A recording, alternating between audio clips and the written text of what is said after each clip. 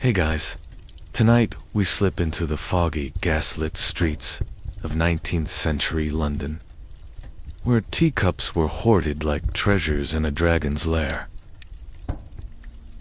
Picture yourself standing on a cobblestone lane, the air thick with mist that smells of coal smoke. Gas lamps flicker, their glow smudging into the haze like half-forgotten stars. You hear the distant clop of horse hooves and the faint clink of porcelain from a nearby window someone's teacup. You're here to unravel why Londoners went wild for these fragile little things. But fair warning, you probably wouldn't survive this era's etiquette. So, before you get comfortable, take a moment to like the video and subscribe, but only if you genuinely enjoy what I do here. Drop a comment with your city and local time. I'm curious where you're drifting off from tonight. Now, dim the lights. Maybe turn on a fan for that soft background hum.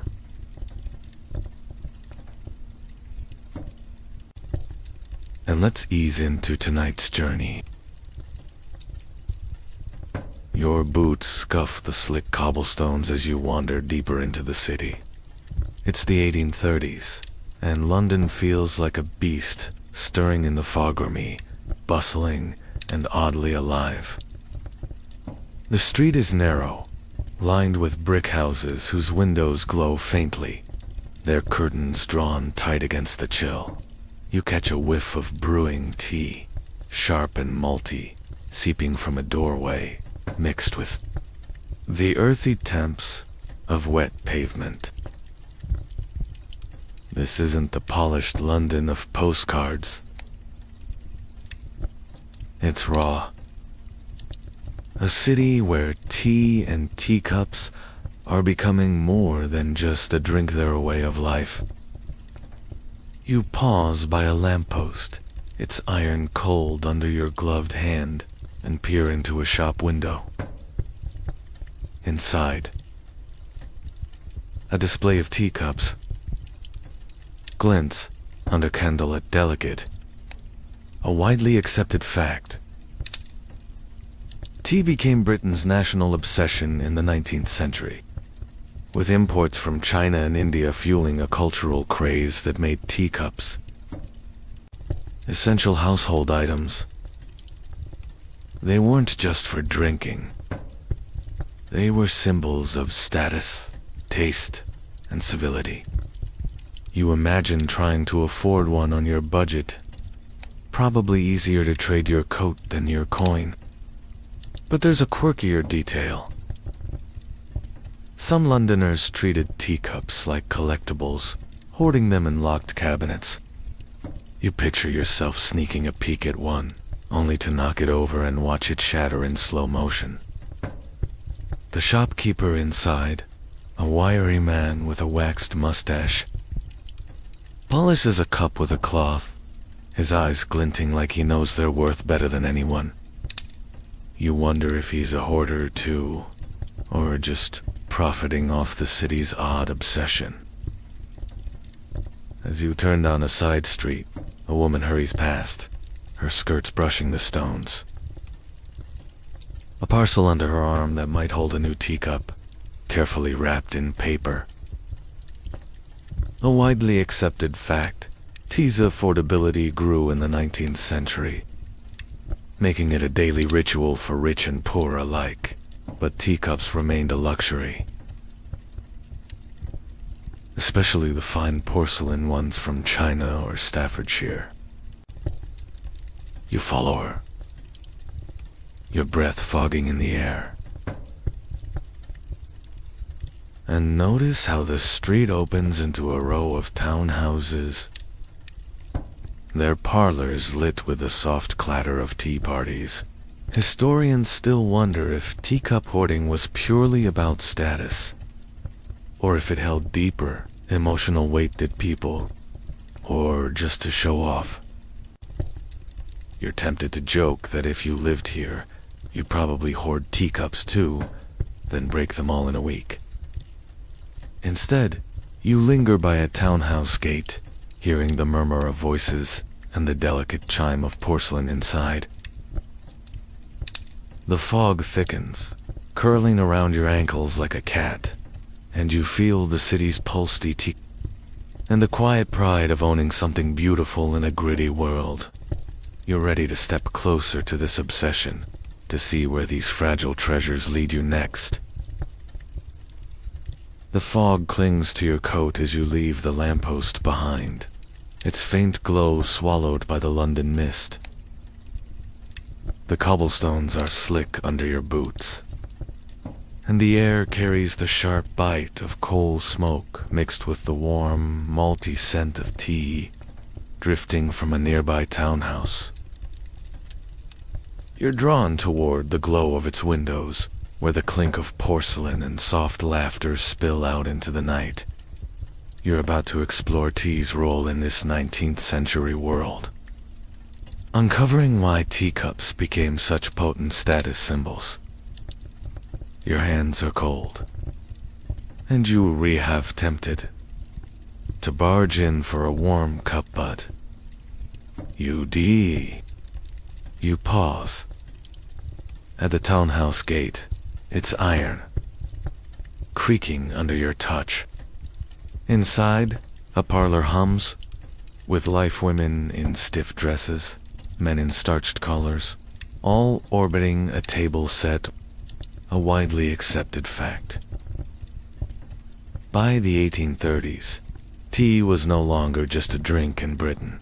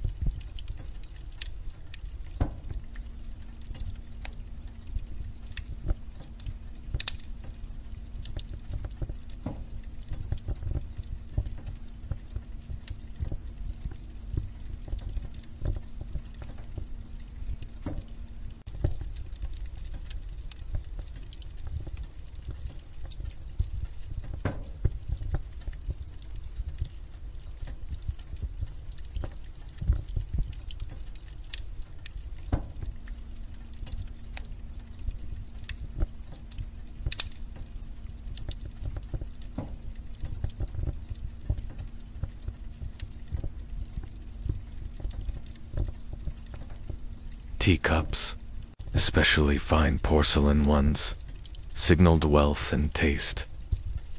Their fragility a flex of having money to burn on breakable things. You imagined trying to fit in. Here your clumsy grip would probably send a teacup. There's a quirkier detail.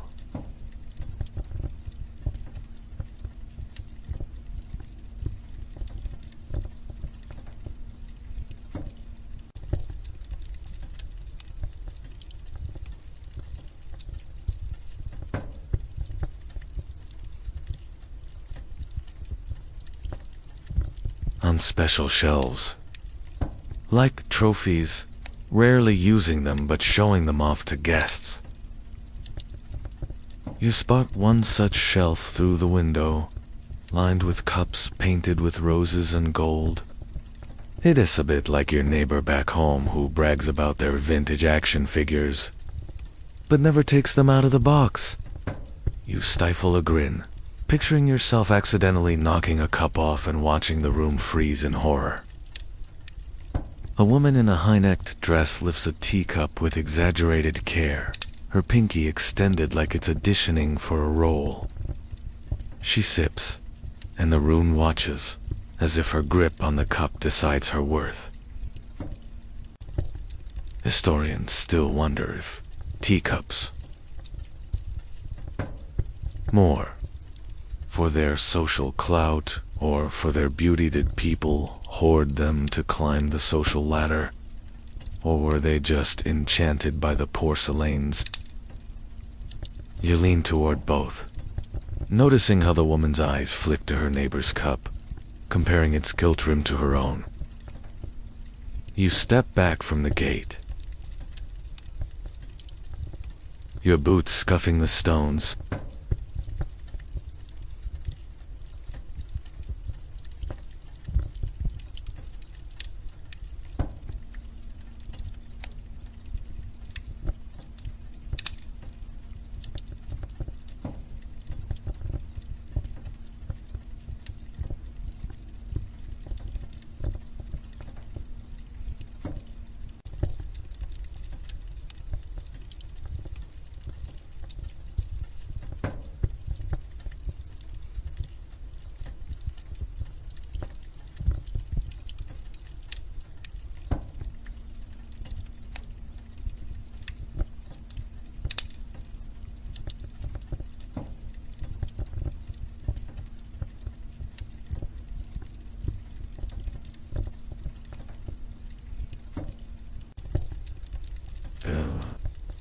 Its parlor similarly lit. The ritual is the same teacups, held like fragile treasures, each one a silent boast. You catch a glimpse of a maid polishing a cup in a corner, her cloth moving in slow, reverent circles. The teacup's handle is chipped, but it's still treated like royalty, a small flaw that doesn't dim its shine. You're tempted to joke that if you owned a teacup, you'd probably use it for cereal and call it multitasking. Instead, you linger, feeling tea's weight in this city knot. Just a drink, but a language of status, a code spoken in porcelain and careful sips. The fog swirls thicker now, muffling the clatter of a passing carriage. You pull your coat tighter, the parcel of tea leaves from the market still tucked against your side. The townhouse's glow fades as you move on, but the image of those prized hoarded stays with you, pulling you deeper into London's tea-soaked world. You're ready to step into one of these parlors, to see how these delicate cups shape the city's quiet dramas. The fog trails you like a shadow as you slip through the townhouse gate, its iron hinges creaking softly in the damp air. You step into a parlor, the warmth hitting you like a hug, scented with brewed tea. The room hums with quiet chatter, the clink of teacups on saucers, and the rustle of starched dresses. Gaslight flickers from a chandelier, casting golden flecks across the wallpaper's faded roses. You're kneeling awkwardly on a cushioned chair, trying to blend in,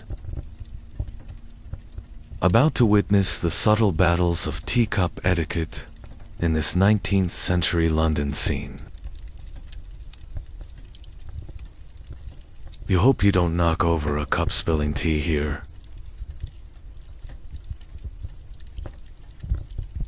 It feels like committing social treason. The table before you is a battlefield of porcelain, each teacup gleaming with purpose. A woman in a lace cap lifts hers with a practiced grace.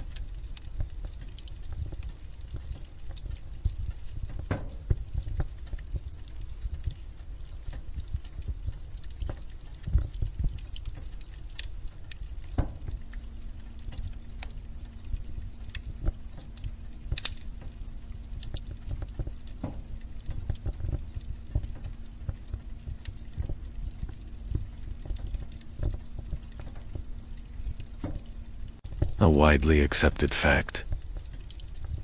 In Victorian London, tea parties were social minefields, where the way you held a teacup could signal your class, breeding, or lack thereof. Etiquette books preached, rules hold the handle, never the bowl. Sip. You imagine trying to keep up, your pinky sticking out like a confused flagpole, earning you a few raised eyebrows. There's a quirkier detail. Some hostesses judged guests by how they stirred their. Clockwise was refined, counterclockwise a faux pas. You glance at a young woman stirring her cup, her spoon moving in careful circles, and wonder if she's sweating the direction as much as you would. You're handed a teacup. It's porcelain cool and impossibly thin, painted with tiny blue forget. You hold it carefully.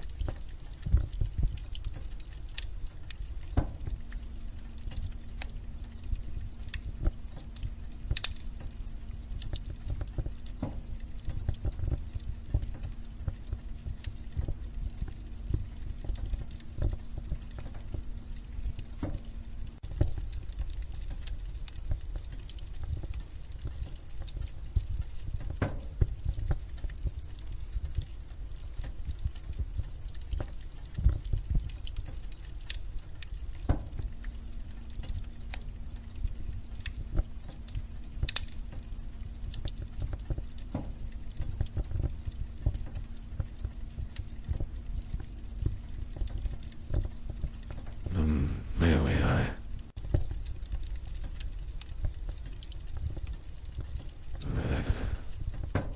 It's one nervous twitch from disaster. You mutter under your breath that you'd probably stir the wrong way and start a parlor riot. The hostess, a sharp-eyed woman with a brooch.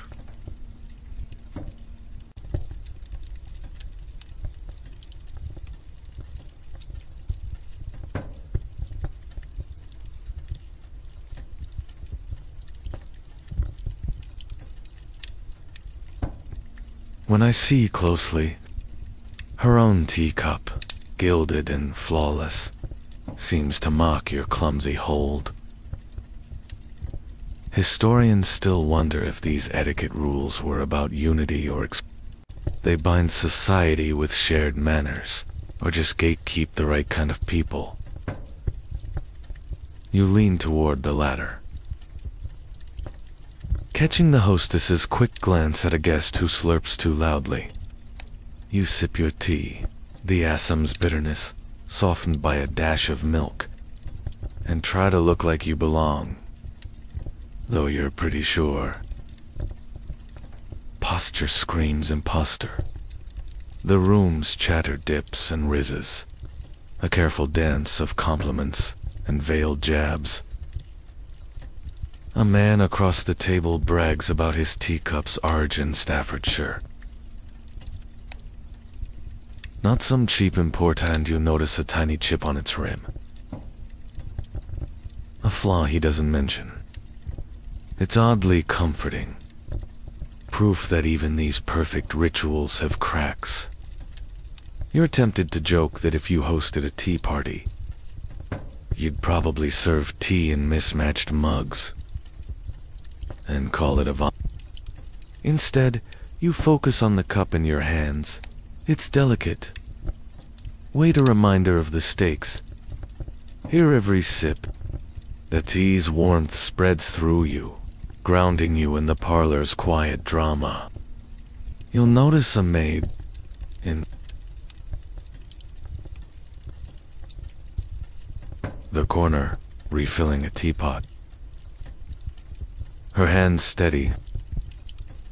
The hostess lifts her cup again, her eyes scanning the room, and you feel the weight of her gaze, the unspoken rules binding everyone here. The parlor's glow is soft, but its etiquette is sharp, and you're ready to see where these teacups take you next in this city of porcelain and pride. The parlor's glow lingers as you slip out, the clink of teacups and the hostess's sharp gaze fading behind you. The fog wraps around you again, cool and damp. As you tread down a narrow street, the cobblestones uneven under your boots. The air smells of coal dust and the faint sweetness of baked bread. But there's a new scent now, clay and heat.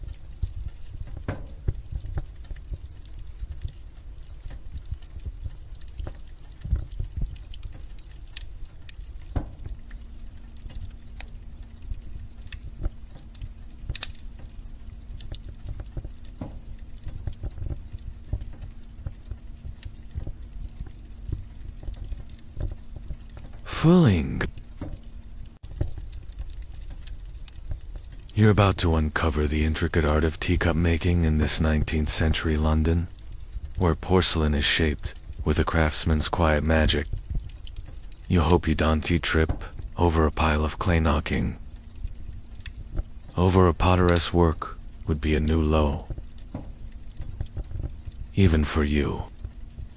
You push open the workshop's heavy door, and a wave of warmth hits you, thick with the scent of wet clay and burning coal. Inside, the room is alive with soft clatter wheels spinning. A potter, his apron streaked with gray, hunches over a spinning wheel, his hands coaxing a lump of clay into a delicate curve. A widely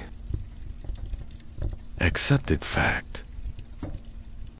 In the 19th century, England's pottery industry churned out fine porcelain teacups, blending artistry with precision to meet London's growing tea obsession.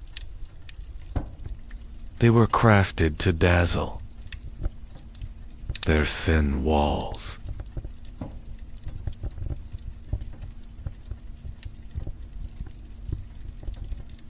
dazzle. You imagine trying to spin clay yourself. Your teacup would probably look like a lumpy bowl and get you laughed out of the workshop. There's a quirkier detail.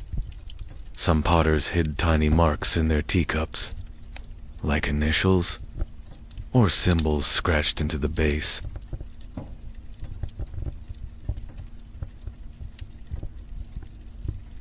I'll be back soon. Sure enough, a small W etched there, barely visible. You grin, muttering that if you were a potter, you'd probably carve a smiley face and call it a The potter glances up, his eyes tired but sharp, and gestures for you to watch. As he shapes another cup, you lean closer, the wheels hum filling your ears, and notice the tools scattered around. Chisels, brushes, a sponge stained with glaze. The potter dips his hands in water, the clay slick under his touch, and the cup takes shape. Historians still wonder if teacup craftsmanship was purely about beauty or also about pride. Did potters pour their souls into each piece, or were they just meeting market demand? You lean toward the former,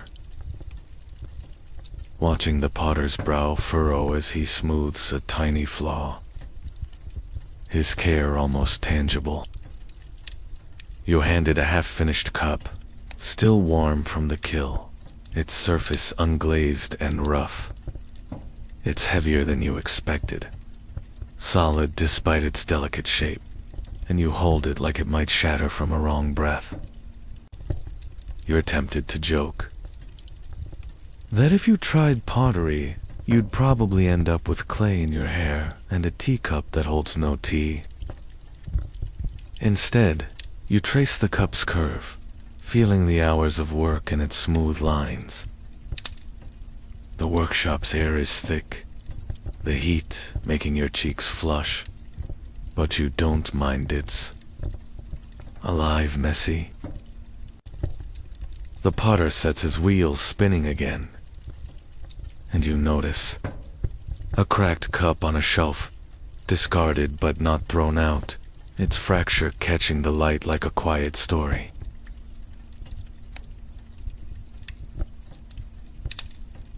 The workshop hums with purpose, destined for a parlor's pride or a hoarder's secret stash. You set the cup down, careful not to smudge its surface, and feel the craft's weight not just in porcelain, but in the hands that shape it.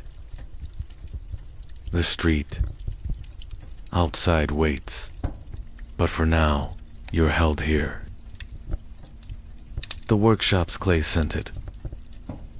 Warmth fades as you step back into the foggy London street. The cool air stings your cheeks, carrying the sharp temps of coal smoke and the distant clatter of a passing cart. You clutch the memory of that half-finished teacup, its rough weight, still vivid in your hands. Glow of a nearby market. Stalls line the cobblestone square, their lanterns swaying in the mist, casting pools of light over piles of goods. You're about to browse this 19th century market, seeing teacups as prized treasures in a bustling trade. You hope you don't knock over a stall causing a porcelain avalanche would make you the talk of the town, and not in a good way. The market hums with life vendors shouting, shoppers haggling. A stray cat.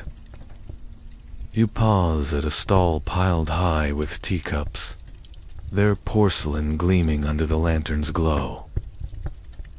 Painted with everything from dainty roses to bold cobalt swirls. A widely accepted fact. By the mid-19th century, hot commodity in London's markets,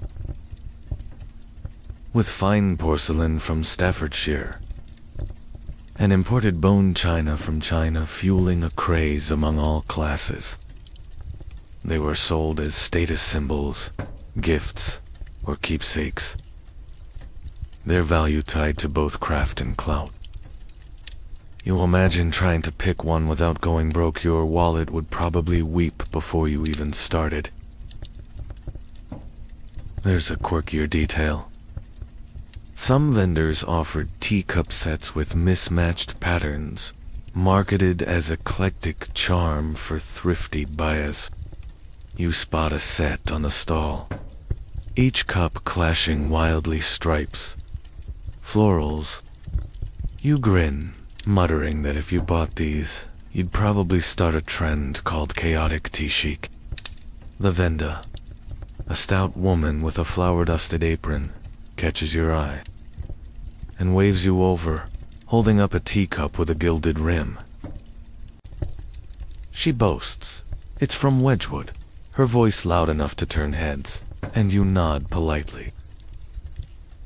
Feeling like you're being sold a small castle,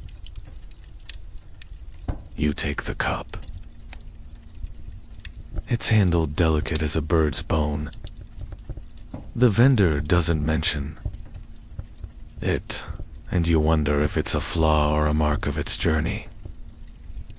Historians still wonder if teacup trading was driven by pure commerce, or deeper cultural hunger did buyers. You lean toward both, watching a young man nearby haggle for a plain cup, his face lit with a pride that doesn't match its price. You hand the cup back, and the vendor thrusts another at you. This one painted with tiny ships, sailing across a sea of white.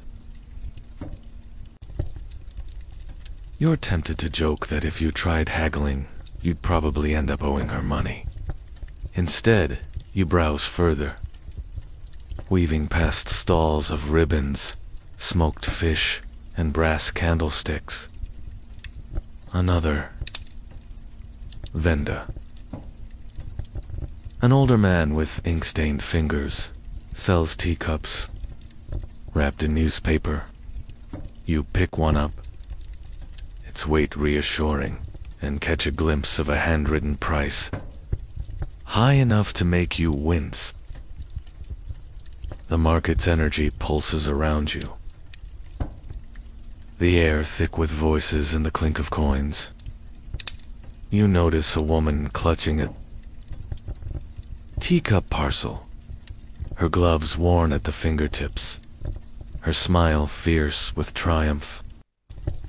The stall's lantern flickers, casting shadows over the porcelain, and you feel the teacups allure not just objects, but treasures, trade, and quiet ambition. You slip the newspaper-wrapped cup back onto the stall, your fingers lingering, and move on, the market's glow pulling you deeper into London's tea-obsessed heart. The market's lantern-lit bustle fades as you slip away from the teacup stall, the vendor's voice still ringing in your ears. Her gilded Wedgwood cup. The fog swirls around your boots. The cobblestones slick as you step into a quieter street, drawn by the warm glow of a small tea shop. Tucked between looming brick buildings, its windows steam with condensation, and the faint clink of porcelain reaches you, promising warmth. You're about to sip tea now, feeling it's growing. Hold on 19th century London's heart. Right here in this cozy, cramped space. You hope you don't scald your tongue burning yourself on tea. Would be a rookie move. You push open the door. A bell, jingling above. The shop is small, its tables crowded with mismatched chairs, each one wobbling slightly on the uneven floor. A widely accepted fact. By the 1850s, tea had cemented itself. Tea.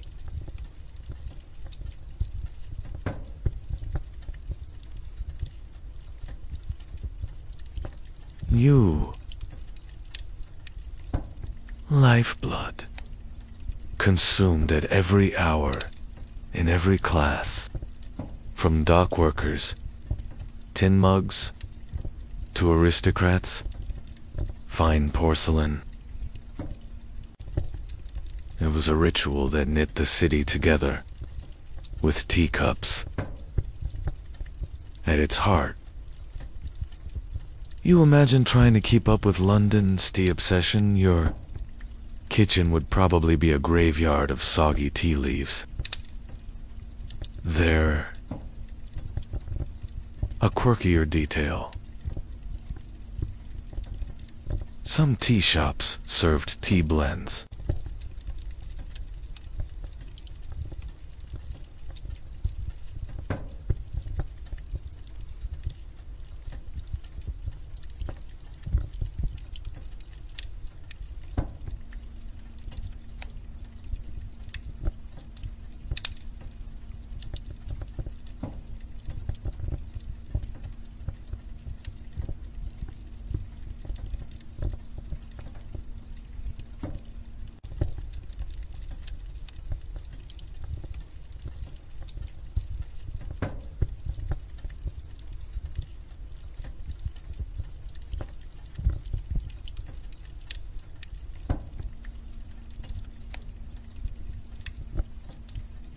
Like Lady Grey's Scandal, or Dockside Brew, each with a wink to customers in the know.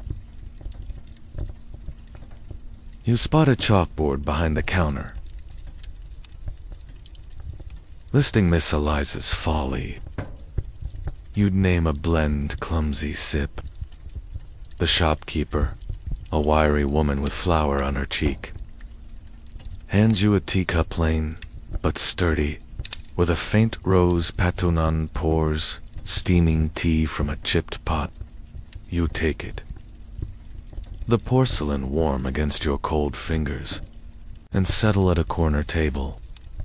You lift the cup, its steam curling like a soft veil. You sip. The tea is bold, slightly bitter, with a warmth that spreads through your chest like a hearth fire. It's not fancy, but it's honest. The kind of tea that fuels London's long days. Historians still wonder if tea's cultural rise was about comfort, or control did it soothe a city of overworked souls. You lean toward comfort, feeling the tea's heat loosen your shoulders. The shop's hum wrapping around you like a shawl. You glance around, noticing the other patrons, a clerk with ink-stained cuffs, a woman in a faded shawl, a boy sneaking a biscuit from his mother's plate. Each holds a teacup, their grips as varied as their faces. You're tempted to joke that if you drank tea like this daily, you'd probably develop a caffeine twitch and a teacup hoarding habit. Instead, you sip again, the tea's flavor deepening, like it's telling you London's story, one of grit, pride, and quiet moments stolen in places like this. The shopkeeper refills your cup, her pour steady. Despite the pot's wobble, you notice a small crack in your teacup's handle, a flaw that makes it feel lived in. The shop's walls are stained with years of steam and smoke, but its warmth is undeniable. A pocket of calm in the city's churn. You feel tea's hold now, not just in the cup, but in the way it gathers people. It softens edges, makes even a foggy day bearable. The bell jingles as another customer enters, and you're ready to follow tea's pull deeper into London's teacup-obsessed world.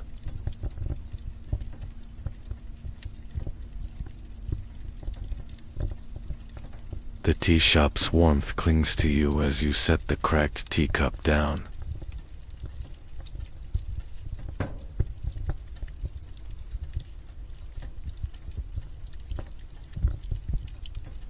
It's rose.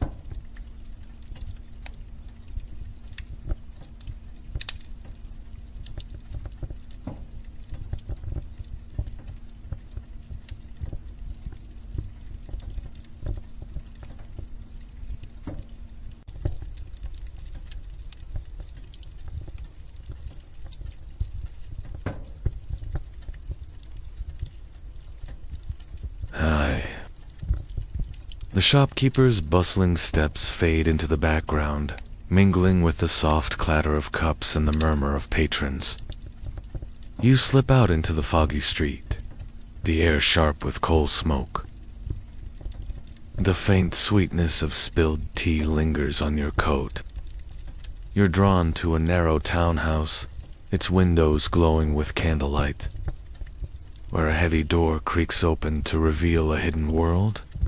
You're about to discover a hoarder's teacup collection, each piece rich with stories. In this 19th century London, you hope you don't sneeze and send a shelf of porcelain tumbling. Breaking a collector's prize would be a scandal you'd never live down. You step into a cramped parlor, the air thick with the scent of old wood and lavender polish. Shelves line the walls, packed with teacups.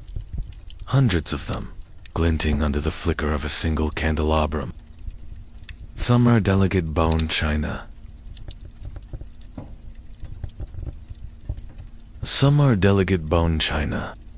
Their patterns, a riot of roses, vines, and faded gilding.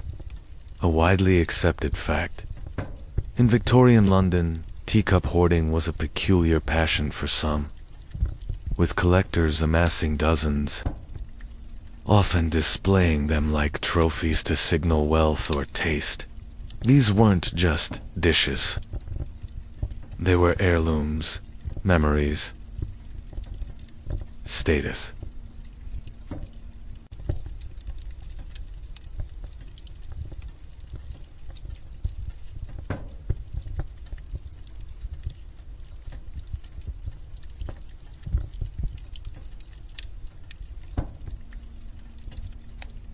You imagine trying to dust this collection. Your clumsy hands would probably turn it into a pile of expensive shards.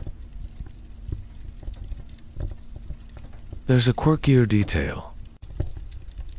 Some hoarders kept memory cups, each tied to a specific event: a wedding, a funeral, a stolen kiss at a tea party. You pick up a teacup from a low shelf, its rim chipped and painted with faded violets, and wonder what story it holds. Maybe it was held at a proposal, or maybe it just survived a clumsy mate.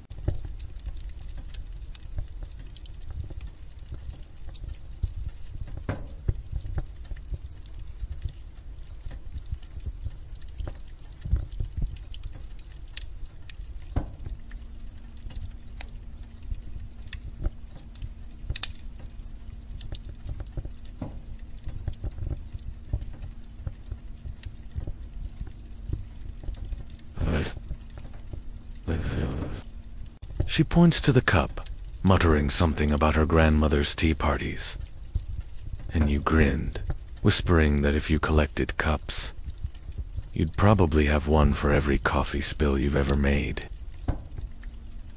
You set the cup down, careful not to wobble the shelf, and scan the room. The shelves are crowded but organized, each cup placed just so. Though a few have cracks or stains, their imperfections part of their charm. Historians still wonder if hoarding was about obsession, or sedimented collectors chased the thrill of rarity, or were they holding on to pieces of their past. You lean towards sentiment, noticing a small cup engraved with a child's name, tucked behind a fancier one like a secret.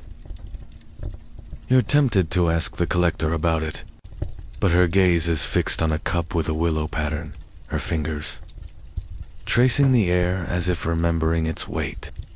You move to another shelf, your boots creaking on the uneven floorboards, and pick up a heavy cup with a hunting symbol. It's not beautiful, but it feels alive, like it's seen more than a few heated tea parties. You're tempted to joke that if you hoarded teacups, you'd probably use them as plant pots and call it rustic decor. Instead, you set it back, feeling the weight of the collector's pride. Her parlor.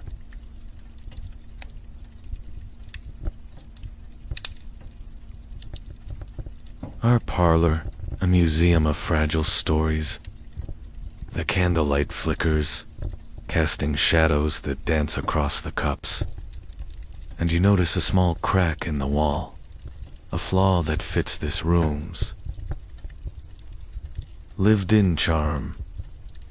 The collector offers you a sip from a plain cup, its tea lukewarm but rich, like it soaked up the room's history. You sip carefully, the flavor grounding you in this quiet, crowded space. The teacups gleam, each one a piece of London's heart, hoarded not just for show but for the lives they touched. You're ready to step back into the city, carrying the weight of these stories with you. The collector's parlor fades behind you as you step back into the foggy London street. the weight of her teacup stories lingering like the aftertaste of that lukewarm tea. The air is sharp with coal smoke and the damp chill of evening. The cobblestones slick under your boots as you follow the glow of gas lamps. Follow the glow of gas lamps toward a grander townhouse. Its windows spill golden light, and the faint clink of porcelain and laughter draws you in. You're about to attend a tea party now, noting the teacup-driven social rules that govern this 19th century scene.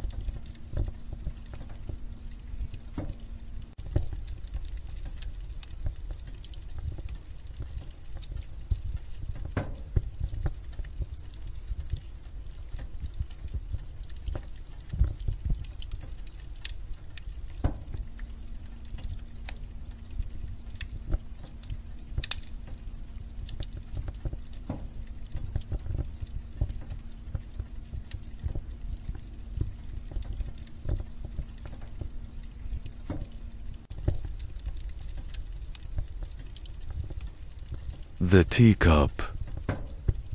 Etiquette dropping a spoon here.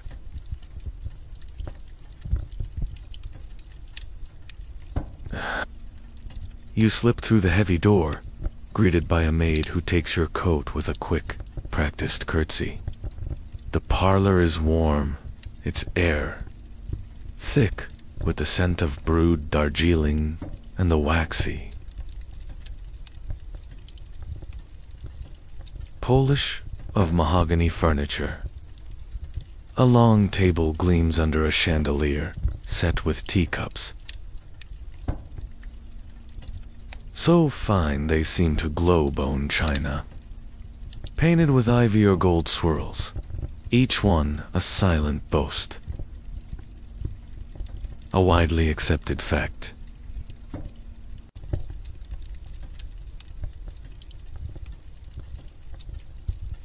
A widely accepted fact. Performance of class and manners. The right cup, held correctly, could elevate you. The wrong one nor a clumsy grip could mark you as an outsider. You imagine trying to navigate this. Your modern hands would probably grip the cup like a baseball, earning you a few polite coughs. There's a quirkier detail. Some hostesses used messages placing a guest's cup slightly askew could hint at disapproval. You glance at the table and notice your teacup, a delicate thing with a rose pattern. You grin, muttering that if you were hosting, you'd probably set every cup crooked just to see who'd notice. The hostess, a woman with a stiff corset and sharper eyes,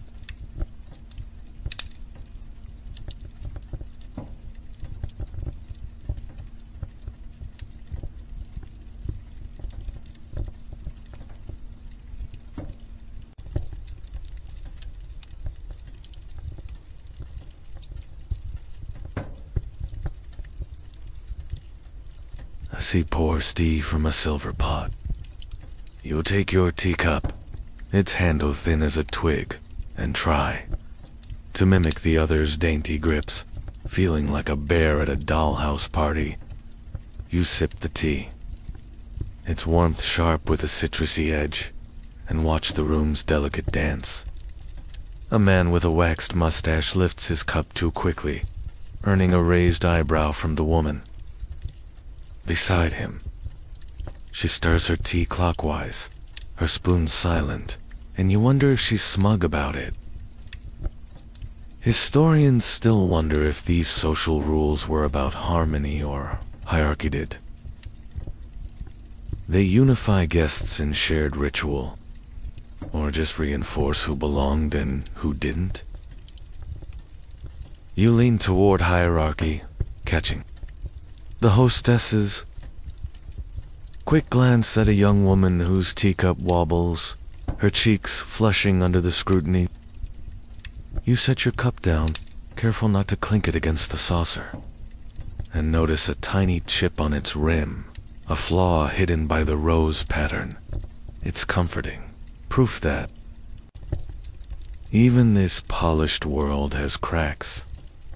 You're tempted to joke that if you threw a tea party, you'd probably serve tea in tin cans and call it industrial chic.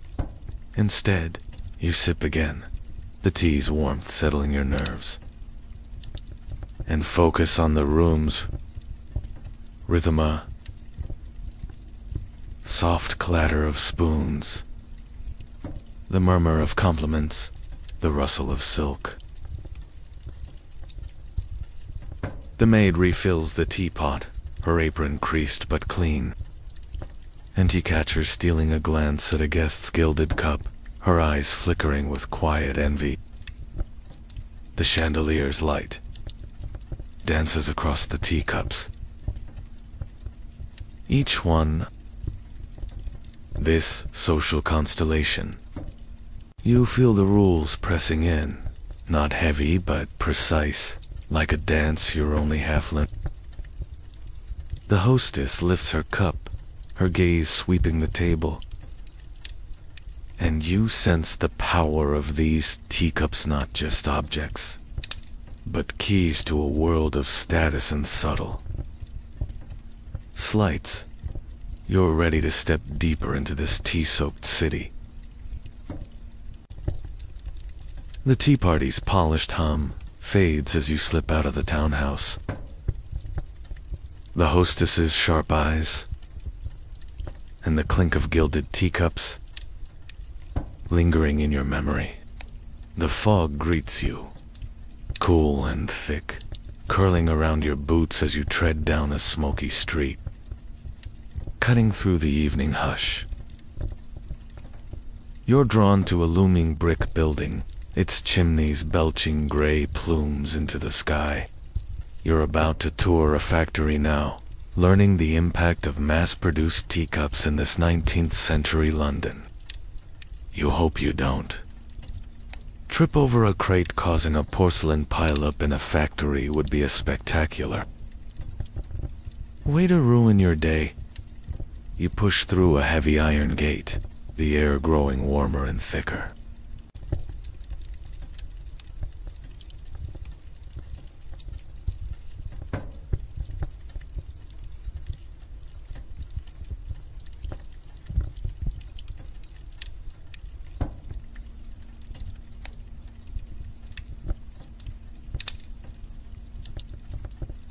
Laced inside, the factory roars, with life steam hisses.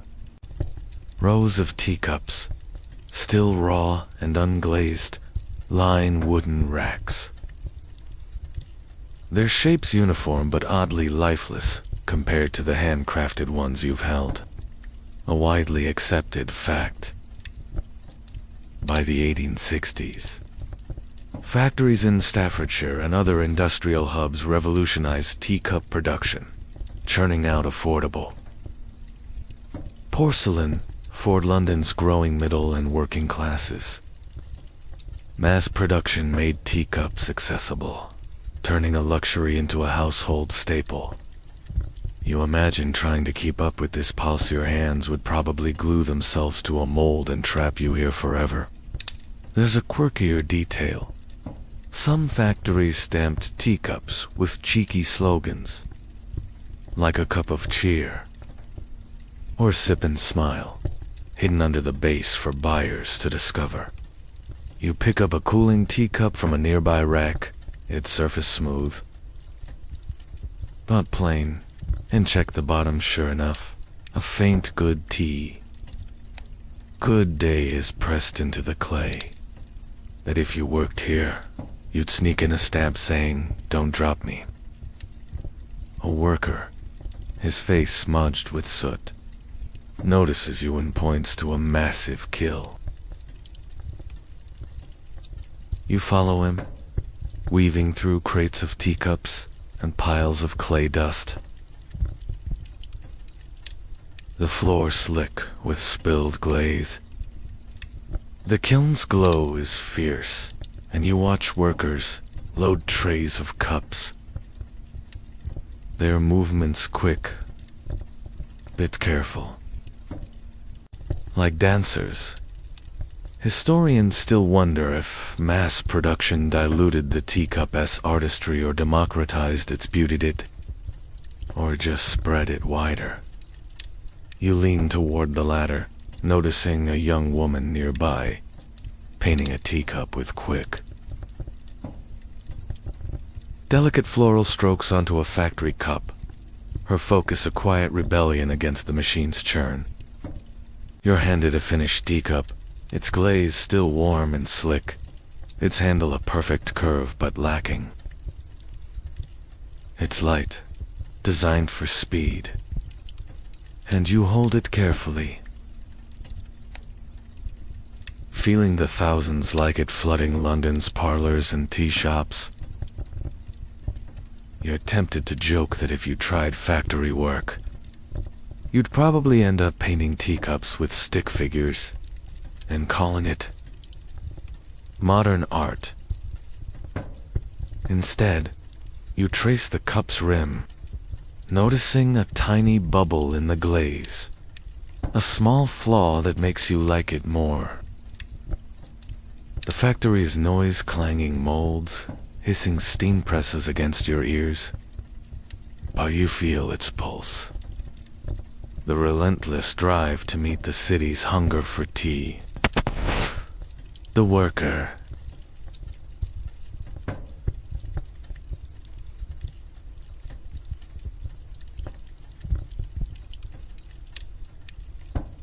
Gestures to a stack of crates ready for market. You notice a broken cup discarded near the kiln, its shards glinting in the firelight. You set your teacup down on a nearby workbench, its weight a quiet link to the parlors and collectors you've seen, and feel the factory's impact not just in porcelain, but in the way it reshapes a city's habits. The street outside waits, its fog promising quieter corners. But for now, you're held here, in the smoky heart of teacup production. The factory's smoky clamor fades as you step back into the foggy London street. The air is cooler now, the mist curling around the gas lamp's flickering glow, their light barely touching the slick cobblestones under your boots. You're drawn to a quieter corner of the city, where a small shop glows with candlelight. The scent of wax and old paper spills through the open door, pulling you inside. You're about to admire Teacup's designs now, reflecting Victorian tastes in this 19th century world. You hope you don't bump a shelf. Knocking over a display of porcelain would make you the clumsiest villain in this tie-obsessed town. Inside, the shop is a soft maze of shelves crowded with teacups that shimmer under the candle's warm glow. Some are bone china, thin as eggshells.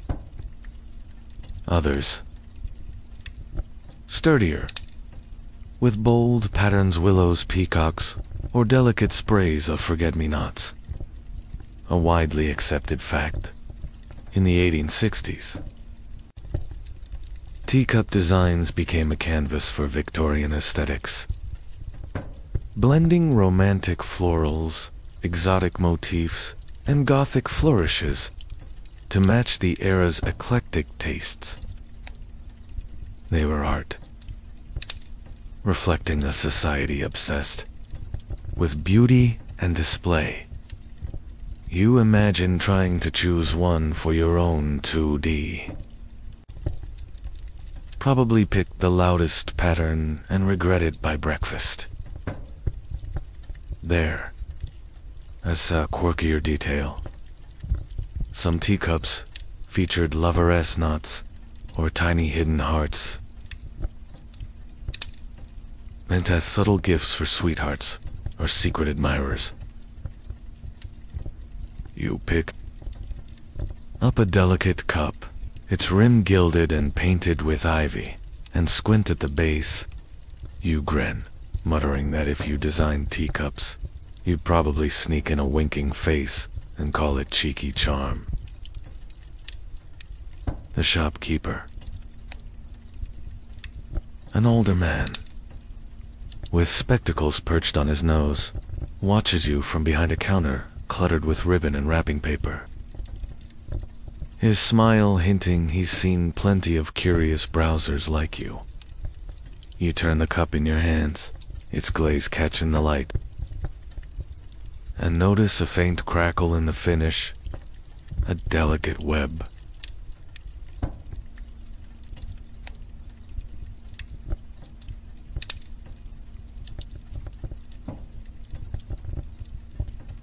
A delicate web that adds to its charm. Historians still wonder if teacup designs were driven by consumer demand or artistic ambition did. Potters follow fashion. You lean toward a mix of both, noticing a shelf of cups with chinoiserie dragons, bold against the porcelain, likely inspired by London's fascination with the East. You set the ivy cup down and pick up another. This one heavy with a Gothic arch pattern, its dark lines evoking the city's moody architecture. The shop's air is still.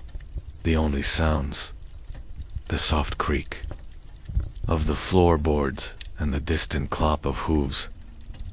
Outside, you're tempted to joke that if you lived here, you'd probably collect teacups with cats on them and start a very niche trend. Instead, you linger by a display of floral cups.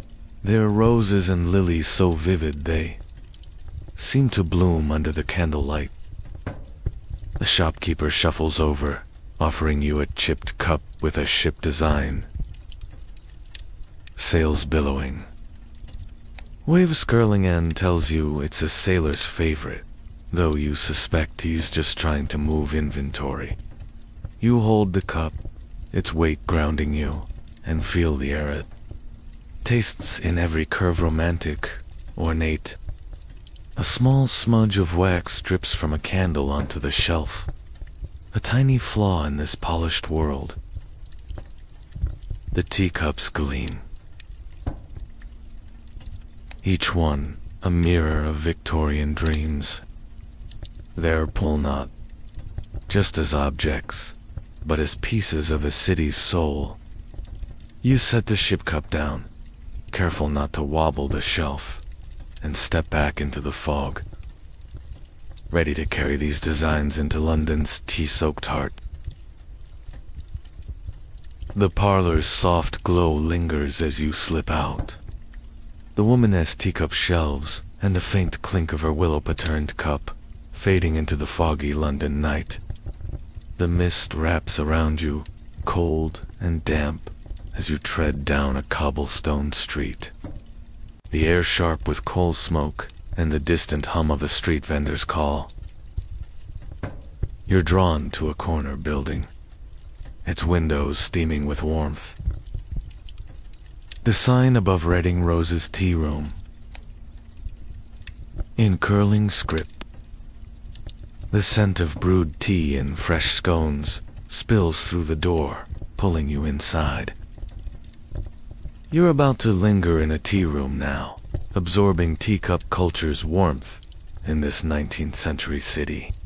You hope you don tea, Bump a table spilling tea in a place like this would make you the clumsiest guest in London's history. You step into the tea room, the air thick with the malty aroma of awesome and the sweet buttery scent of pastries. The room is cozy, its tables draped with lace, each one holding a teapot and a cluster of teacups, some fine bone china, others sturdier with floral swirls.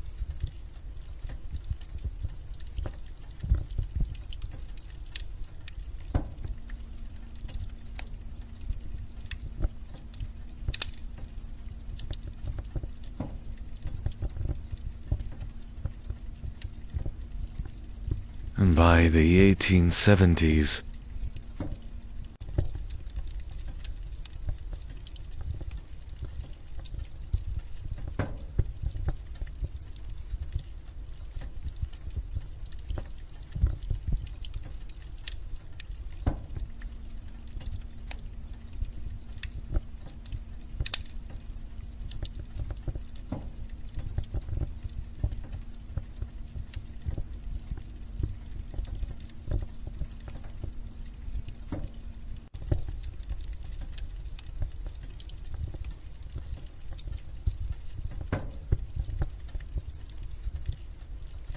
especially for women, offering a respectable place to gather, gossip, and show off their teacup collections.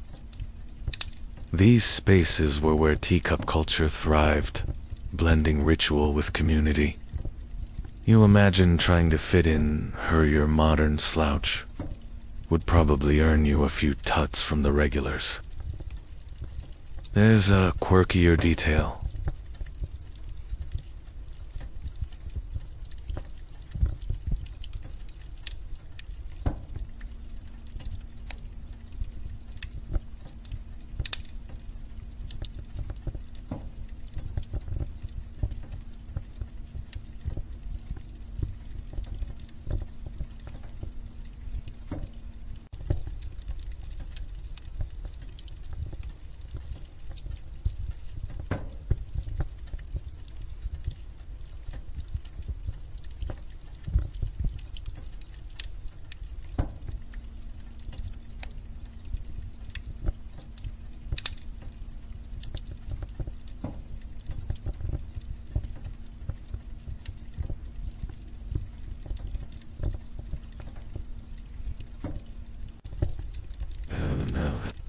Where patrons could borrow a special cup for the day, often etched with the shop's name.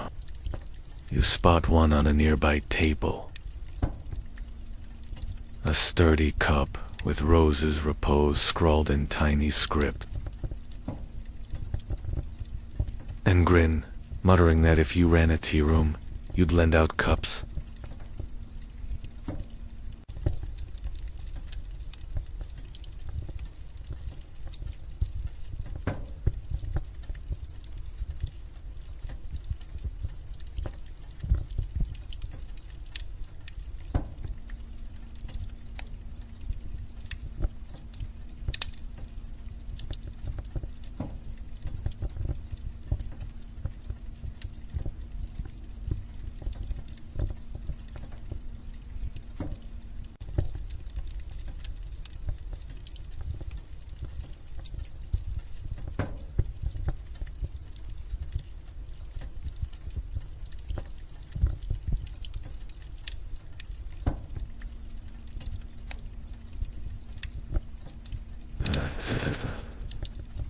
The waitress, a young woman with a crisp apron and a tired smile, sets a teacup before you painted with faint valentine, pours tea from a chipped pot, the steam curling like a soft sigh. You lift the cup, its warmth seeping into your cold fingers. The tea is smooth, a Darjeeling with a floral edge, and it settles in your chest like a quiet hug. Historians still wonder if tea rooms were about liberation or conformity did. They give women freedom to socialize, or just wrap old social rules in a new setting. You lean toward liberation, watching a group of women at a nearby table. Their laughter soft but unguarded, their teacups clinking as they share stories. You notice a small chip on your cup's rim, a flaw that makes it feel like it belongs here, in this lived-in space. The tea room buzzes, gently spoons, stirring. You're tempted to joke that if you frequented this place,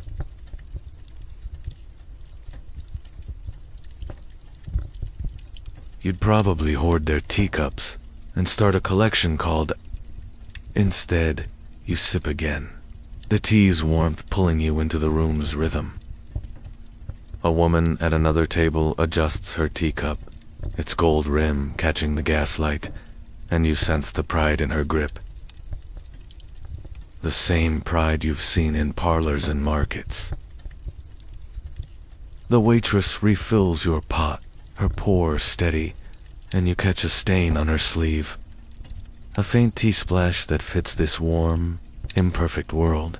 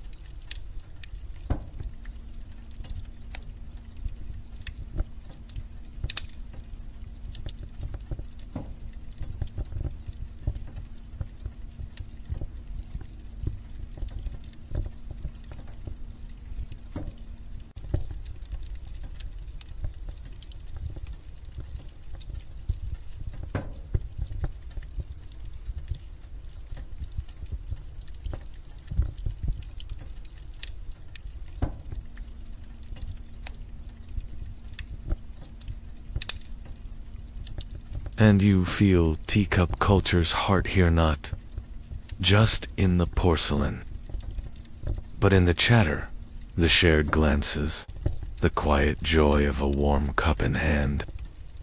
You set your teacup down, careful not to clink it, and let the room's warmth hold you. A pocket of calm in London's restless pulse. You're ready to carry this glow deeper into the city's tea-soaked story.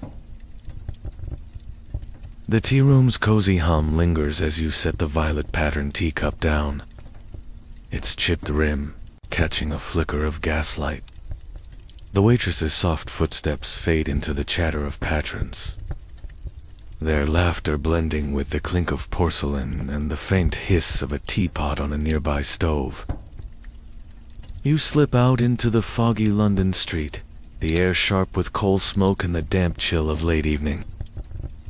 The cobblestones glisten under your boots as you wander toward a quieter corner, drawn to the glow of a small parlor window where a single teacup sits on a sill, its cracked, glinting like a quiet secret. You're about to hold a chipped teacup now, embracing its flawed beauty in this 19th century world. You hope you dainty drop it. Breaking a teacup here feels like shattering a piece of someone's soul. You ease through the parlor's door, the air warm with the scent of brewed tea and old wood. A low table holds a mismatched set of teacups, each one scarred or chipped. Ivy, a lone peacock feather, a widely accepted fact in Victorian London. The concept of wabi-sabi-like imperfection, though not named as such, found a home in teacup culture, where chipped or cracked cups were often cherished for their character rather than discarded. These flaws told stories, made objects human. You imagine trying to embrace that mindset. Your modern self would probably toss a chipped cup and order a new one online. There's a quirkier detail. Some Londoners kept chipped teacups as lucky pieces. believing their flaws brought good fortune or warded off envy. You pick up a teacup from the table, its handle cracked but smooth, painted with faint lilies. You grin, muttering that if you believed in lucky cups, you'd probably pick one that's survived your clumsiness. The parlor's owner, an older man with a frayed waistcoat, watches you from a sagging armchair, his eyes crinkling as he nods at the cup. You hold the teacup gently, its weight light but solid, and trace the crack with your thumb, feeling the story in its fracture. Historians still wonder if this love for flawed teacups was a quiet rebellion against Victorian perfectionism, or because they couldn't afford replacements. You lean towards sentiment, noticing how the man's fingers linger on a chipped saucer. His touch. You're tempted to joke that if you owned this cup, you'd probably name it Survivor and give it a place of honor. He pours tea from a dented pot, the steam curling like a sigh, and hands you the cup. You sip. The tea's warmth sharp with a malty edge. Its flavor richer for the cup's flaws. Like it soaked up years of quiet moments. The parlor is still. The fires crackle. You notice a small stain on the tablecloth, a tea splash. Long dried. The teacup's crack catches the light, a delicate web that makes it more beautiful, not less. You set the cup down, careful not to wobble it, and feel its flawed beauty settle into you.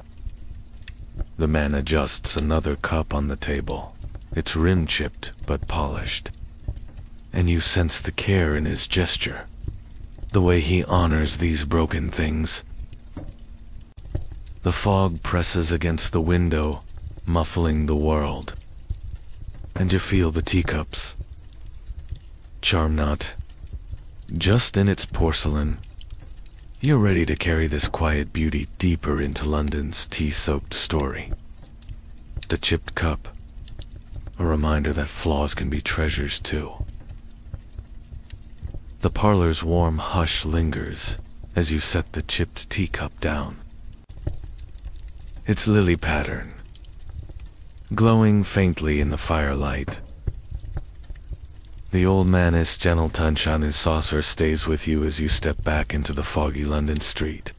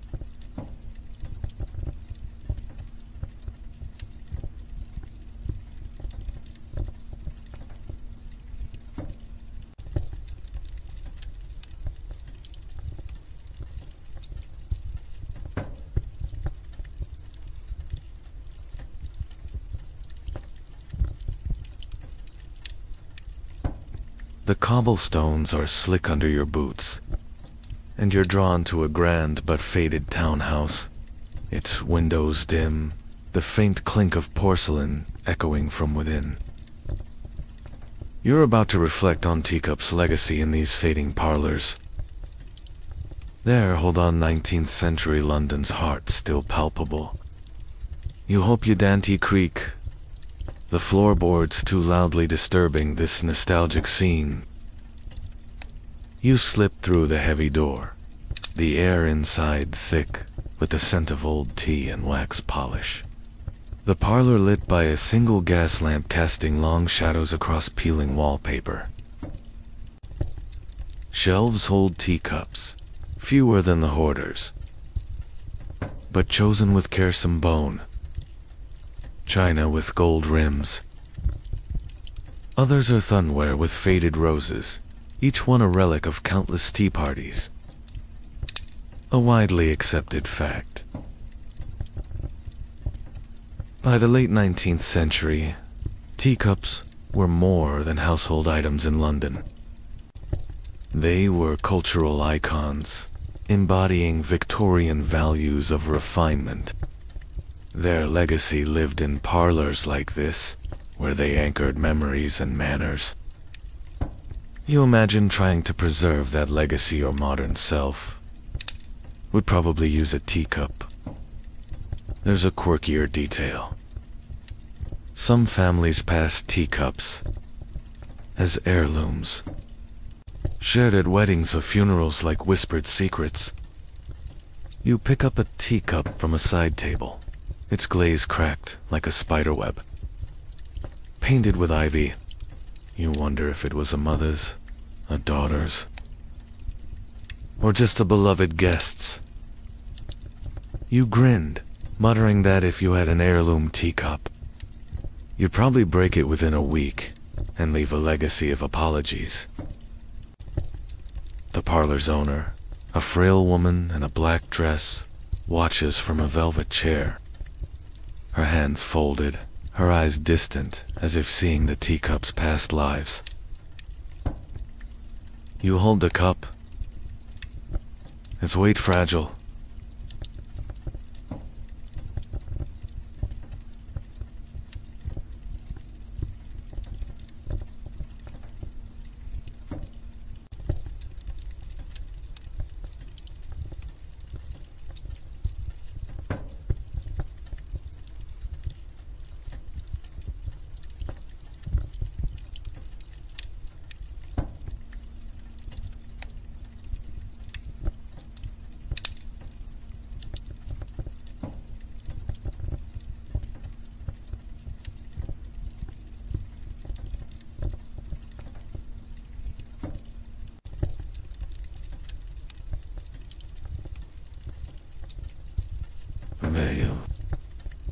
And trace the crackle with your thumb, feeling the years it's carried.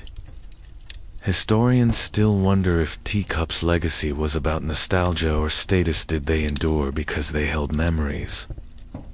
You'll lean toward nostalgia, noticing the woman's fingers twitch as she glances at a cup with a chipped handle. Its roses still vivid.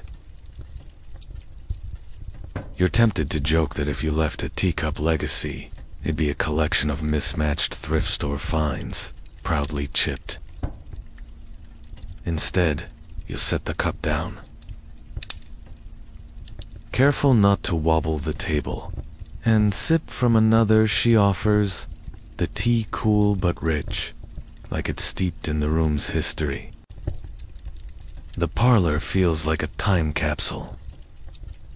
Its teacups, silent witnesses to laughter.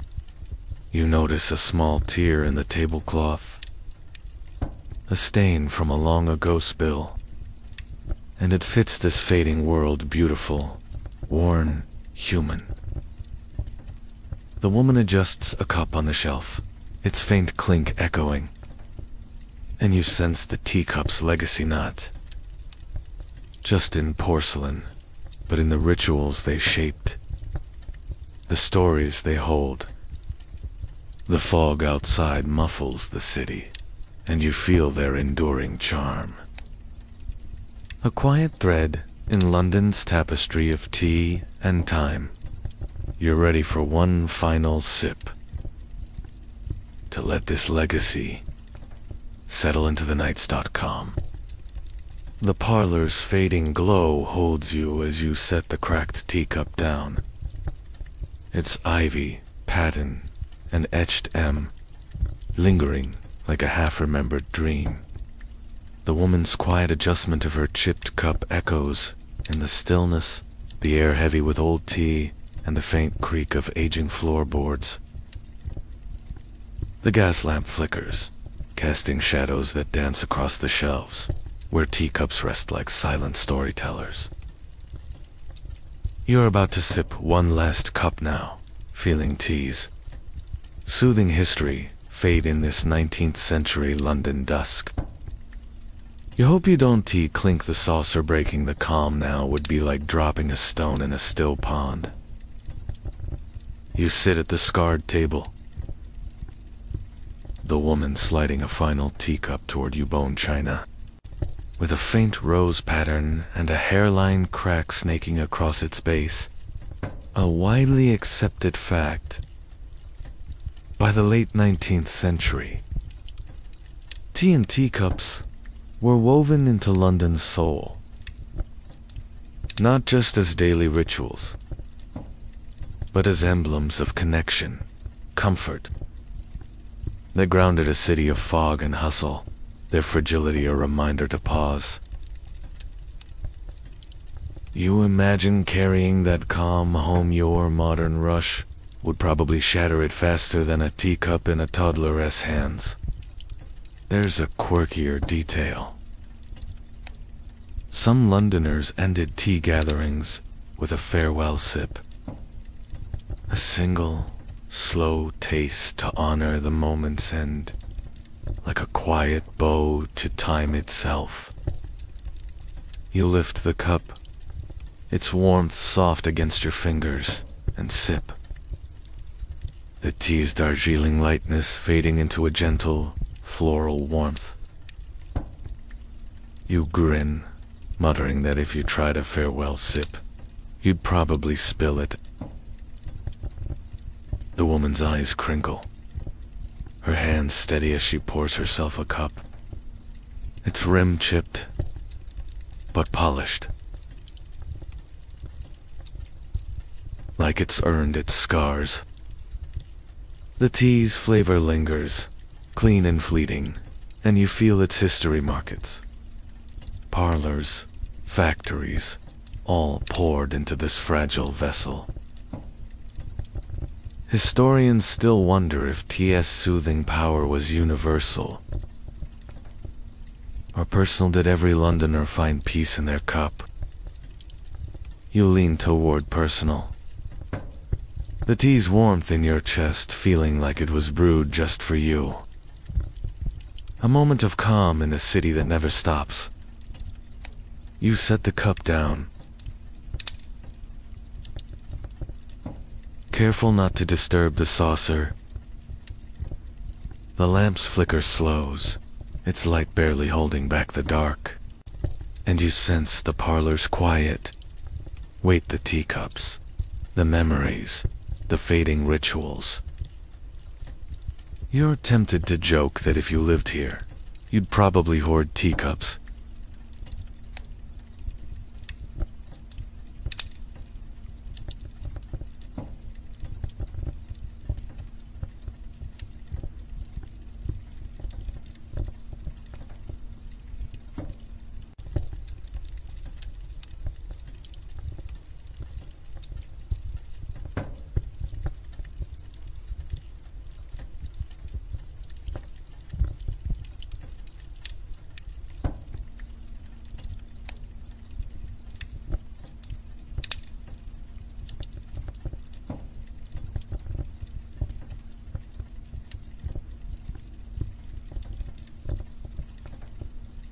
But instead, you take one last sip.